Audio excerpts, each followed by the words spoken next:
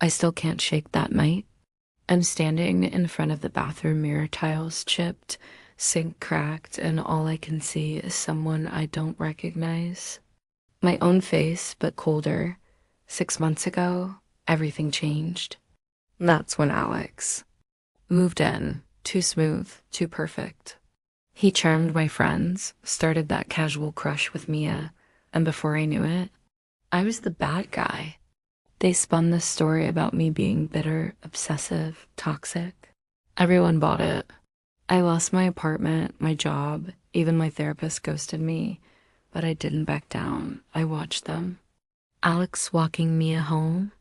Mia's sweet, thank you for the night. Texts. Their happy, stupid plans. It was like eating glass. So I did what I had to. I made a plan. I found their routines. I wrote it all down in a little black notebook. Their names, times, places, secret spots. Last night, I slipped a note into Alex's jacket pocket during his Zumba class. I see you. Just 4 words. But I watched him jump. I like that. They're feeling it now. And I'm not stopping until they know regret. Asterisk September 14th, 2024. I didn't plan to become the kind of person who writes stuff like this. But when your whole life falls apart in 3 weeks, sometimes all that's left is the story you tell yourself to make it through.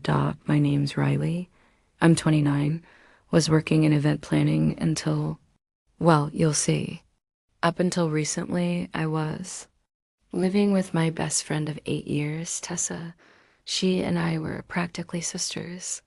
And I mean the real kind, the kind that fights over which pizza to order, cries on the bathroom floor together, knows each other's insecurities and still stays. And then he happened to Alex. Tessa, single quotes, this childhood friend, turned just staying with us for a week, turned, hey Riley, Alex is actually gonna stay a bit longer, hope that's cool. Spoiler, it wasn't cool. Not because I had a thing for him, but because he was a manipulative, sugar-coated virus in skinny jeans. In 3 months, he turned Tessa against me. Subtle stuff at first, gaslighting, smirks, telling her she deserved better than me. As a friend. Then came the real blow. He got me fired. That's not drama. That's a fact. I managed a venue downtown where we handled corporate and high-end private events. I loved that job. Alex showed up one day to help Tessa deliver my lunch. Next thing I know, he's chatting with my boss about sound setups. The week after, my boss tells me a client saw me drinking on the job. Total lie. Guess who suddenly got offered my spot for freelance tech consulting? You already know. When I confronted Tessa, she cried. She cried. Said I'd always been so jealous of people who outshined me. Packed my stuff in 2 hours. Tessa didn't even come downstairs. That was 3 weeks ago. I've been sleeping on my cousin Lacey's couch. She's sweet, but she's got 2 toddlers and a husband who snores like a dying engine. Every morning I wake up wondering how this became my life, but last night, something changed. September 15th, 2024, I saw a post. Tessa and Alex at the rooftop bar I introduced her to. Matching drinks. Hashtag power couple. I felt something tighten in my chest, like my lungs folded in half. I didn't cry. I just sat there staring. And then I laughed. Because if that's how they want to play it, okay? Let's play. September 17th, 2024, I bought a notebook today. Black leather, pocket-sized, unassuming. Looks like a grocery list or maybe poetry scribbles. Inside it's different. Inside it's a war map. Page 1, Alex. Page 2, Tessa. Page 3, the timeline. Everything they've done, said, posted, liked, or shared. I screenshot, print, and tape them in. This isn't revenge. It's record keeping, not for them, for me. Because when this ends, I want to remember every detail of how I got it all back. September 2024, Alex picks up coffee every morning at 7:40 a.m. from Sunrise Roasters.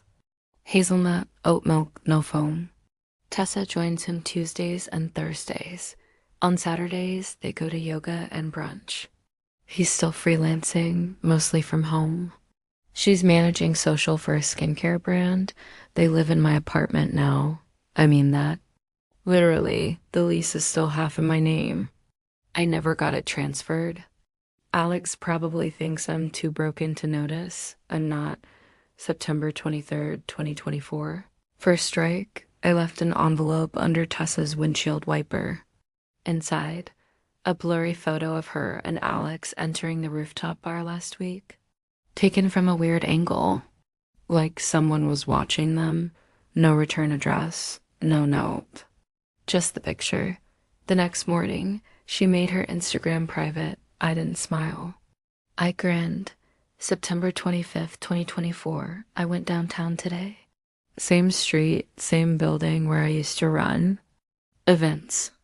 Walked right past the place like a ghost of my old life. That's when I saw Alex inside. He was setting up lighting for some corporate cocktail night, laughing with people, holding a clipboard like he belonged. I stood across the street for 15 minutes. Then I took a picture. And then I left a message, typed on a plain sheet of paper. Your past knows where you work. Folded it. Slid it between the windshield and the wiper of his car this time. No response yet, but I'll wait. September 26, 2024. Tessa texted me today. Just one line. Did you leave something on Alex's car? I didn't reply. That silence. That's the first real noise I've made. Asterisk September 28th, 2024. I couldn't sleep last night. I kept picturing Tessa's face when she opened that windshield photo. Did she feel watched, unsafe, betrayed? Good, that's just the beginning. I used to wonder how people become vengeful. Now I get it. You don't become cold. You get there drop by drop. October 1st, 2024. Found something interesting. Alex has a pattern. Every Monday, he sends an invoice to a small venue called the Copper Room. I called them. Used a fake name, said I was checking references for a potential hire. The manager, Ben, was super helpful. Oh, Alex? Yeah, he's great. He helped us get new lighting in place.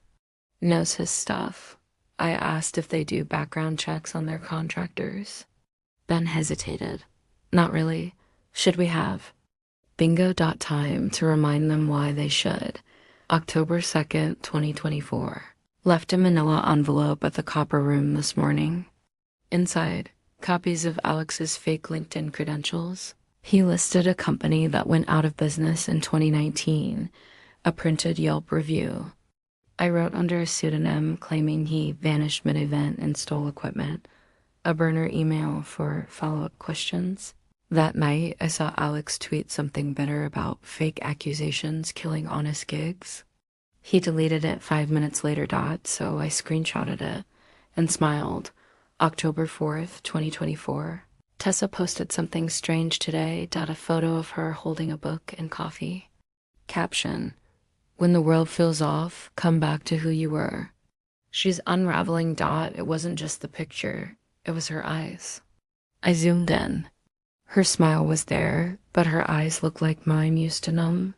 There's a saying about monsters that staring too long into one can make you into one. I'm not sure I agree. Sometimes monsters are just people who've had enough. October 5th, 2024. I ran into Mia today. Not my Mia. Not anymore. But still, seeing her on 3rd and Alcott Street felt like a punch. She didn't see me. She was with a guy someone I didn't recognize. She laughed. It wasn't her show laugh. It was her real one.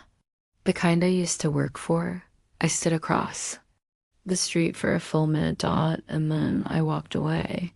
This part of me, this shadow part, wants to destroy everything. But another small, tired piece just wants her to know the truth. That I didn't lie. That I didn't deserve any of it. That I miss her. October 7th, 2024. Back to work. New target.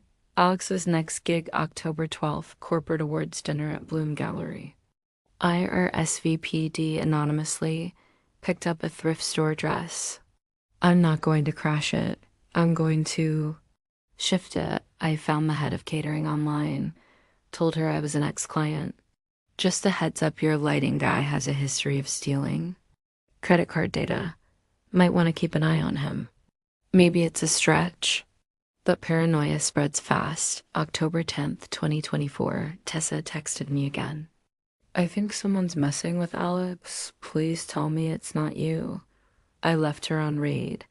A minute later, I still think of you. I don't know what happened. That part stung Dot because I know exactly what happened. She picked comfort over truth. Easy smiles over hard loyalty. And now she's sitting in a haunted apartment wondering where the footsteps are coming from. October 12th, 2024. I stood outside Bloom Gallery for 30 minutes tonight. Saw Alex inside, pacing, talking to some guy in a vest. The event looked tense. Later, I checked Instagram. Someone posted a video of the lights flickering during a speech. One of the staff comments underneath, never hiring him again. Mission accomplished, October 14th, 2024. I finally answered Tessa Dot, just 2 words. You chose him. That's it. No punctuation. No signature dot. She hasn't replied. October 17th, 2024. I think this is working. I heard from Lacey that Tessa's job is in jeopardy. Some company account got locked due to suspicious sharing. Alex helped her set up that new phone, remember? Wonder if he saved the password somewhere. I didn't touch her work, but I know how it looks. Sometimes all you need is suggestion. The mind fills in the rest. October 20th, 2024. I caught myself smiling at a stranger in a bookstore. Today, Dot, he smiled back. That surprised me, Dot, because for a second, I wasn't the ghost in my own life anymore. I wasn't Riley who got replaced. I was just Riley in a store, looking at books, smiling at a guy, but then I remembered everything and the moment dissolved. I'm not done yet. October 21st, 2024. I got a call, blocked number. The voice was Alex. Dot. He didn't say his name. Just said, I don't know what game you're playing, but you need to stop. I stayed silent. He hung up. He's rattled now. Good. October 22nd, 2024. Tessa left me a voicemail tonight. It was quiet, shaky. I saved it, played it 3 times. I don't know if you hate me or if you're trying to protect me in some weird way. I miss you. And I don't even know who I'm supposed to be mad at anymore. I'm sorry, okay? I didn't cry, but I did pause. Asterisk October 24th, 2024. I replayed Tessa's voicemail again this morning. Her voice cracks on the word sorry. Maybe she means it. Or maybe she's just finally scared. Either way, I've got her attention. I thought about calling her back. I even opened my contacts, thumb hovering over her name, but instead, I wrote another note, printed, no handwriting to trace. Just 1 sentence. If you knew everything, would you still choose him? I mailed it. No return address. Let her sit. With that, October 25th, 2024, I did some digging today. Alex has a trail. It's not obvious unless you know what to look for, but it's there. 3 years ago, he left New York suddenly. Rumors about crossed boundaries with a married coworker. 2 jobs in Chicago, both short stints. Then LA for 6 months. Then here. There's no criminal record. He's slippery like that. But where there's smoke, there's always something waiting to burn. October 27th, 2024. I met someone today. Elliot. Tall, quiet. Works at the bookstore near Lacey's place. He helped me find a book I wasn't even really looking for. We got coffee after. I told him my name was Ray. He asked what I did. I lied. I said I was between projects. He said, aren't we all? It was easy. It was kind. It was dangerous because it made me want something else again. October 28th, 2024. Tessa posted a throwback today. Just her at the wake in a hoodie I gave her years ago. Caption, wish we could rewind sometimes. It almost got to me, but then I remembered the day I walked into our place and saw Alex's jacket on my desk chair. That's when I knew she hadn't just fallen for him. She'd made space for him, by removing me.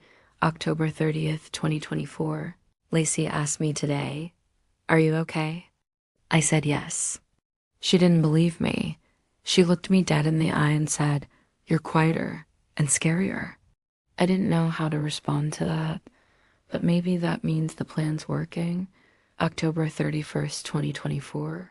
Halloween. I left a gift in there. Mailbox. A small jack-o'-lantern carved into a scream with a tiny camera inside the mouth. No battery. Just for show, but they don't know that Tessa posted nothing today. Alex deleted his Twitter. I think I hit a nerve. November 1st, 2024, I ran into Alex today. By accident, maybe. He didn't say anything. Just stared at me like I crawled out of a grave. I smiled, not big, not threatening. Just enough. Then I walked past him and whispered, "Check your messages." He did an hour later.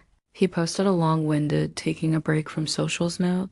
November 3rd, 2024, I called Tessa. No, after everything, I didn't plan to say much. But she picked up on the first ring. Riley? Her voice cracked. I just said, "I didn't lie to you." He did. She didn't speak for a while, then whispered, "I know." That was it, but it was enough. November 4th, 2024, Tessa moved out. Officially. But I passed by the apartment today. Her plants were gone. No car in the driveway.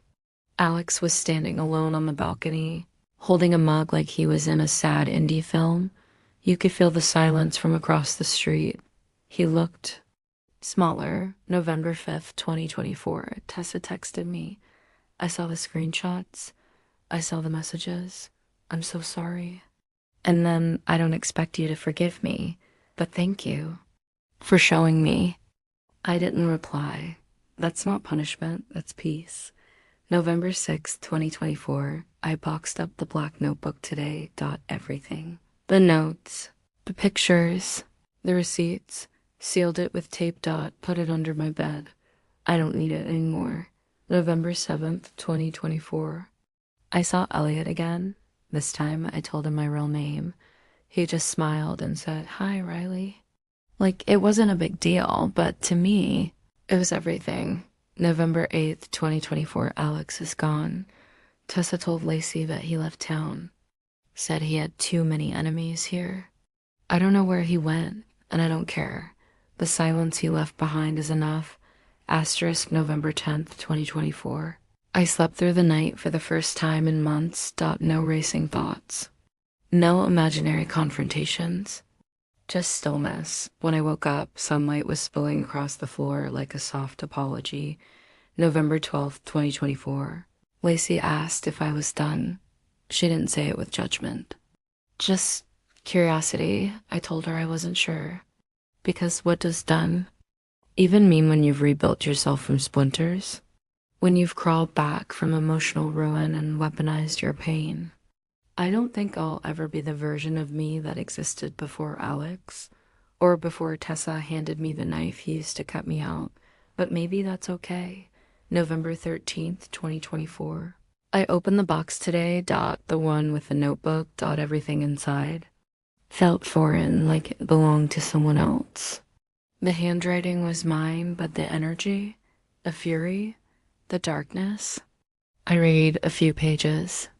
I winced at how far I went, the lies, the suggestions, the way I used people's assumptions as tools, but I also felt proud. Not of the damage, but of the survival, the clarity, the way I refused to be erased. November 15th, 2024. Tessa emailed me today. No texts. No voicemails. Just a clean, sincere email. I don't expect you to read this. But if you do, I want you to know I've been in therapy I've been going back over our last year together. The way I let him speak for me. How I gave him space. By taking yours. I was weak, Riley. Not because I didn't see who he was, but because I did, and I let him win anyway. I'm sorry. You didn't deserve any of it. I didn't reply, but I did cry, softly, quietly, not out of pain, out of relief. November 17th, 2024. I went back to the venue today, the one I used to manage. Just to see it, it looked smaller than I remembered. Maybe because I was standing taller. Now, Ben, the old security guy, recognized me. Hey, Riley. Haven't seen you around, heard you moved on to bigger things. I just smiled, something like that. November 18th, 2024, I ran into Mia today, at the bookstore. Of course, she looked. Surprised. Then unsure. Then we chatted about nothing. Books, coffee, a dumb display. With glitter pumpkins. I could tell she wanted to ask I could also tell she didn't. Before we parted ways, she said, "You look good." And for once, I believed it. November 20th, 2024. Elliot and I went out for real. Dinner, not coffee. He picked an Ethiopian place I'd never heard of. We laughed. We touched hands across the table. I told him more of the truth, still not everything, but enough. He didn't flinch. He said, "Sometimes surviving makes you stronger. Sometimes it just makes you tired. Either way, I'm here."